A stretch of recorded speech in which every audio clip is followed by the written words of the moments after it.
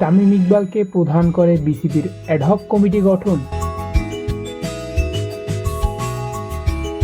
3 মাসের মধ্যে নির্বাচন, ভেঙে দেওয়া হয়েছে বাংলাদেশ ক্রিকেট বোর্ডের বর্তমান পরিচালনা পর্ষদ। সেই সঙ্গে জাতীয় দলের সাবেক অধিনায়ক তামিম ইকবালকে প্রধান করে গঠিত হয়েছে 11 সদস্যের অ্যাডহক কমিটি।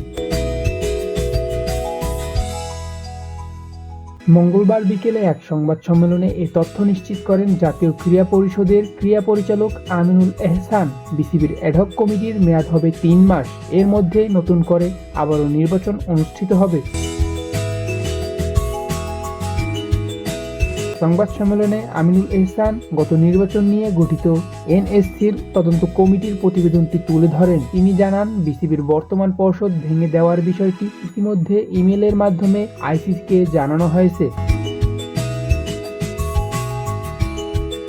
সেই সঙ্গে বিশ্ব ক্রিকেটের নিয়ন্ত্রণ সংস্থার কাছে সদ্য গঠিত অ্যাডহক কমিটির নাম এবং অনিয়ম তদন্তের বিস্তারিত প্রতিবেদনও পাঠানো হয়েছে।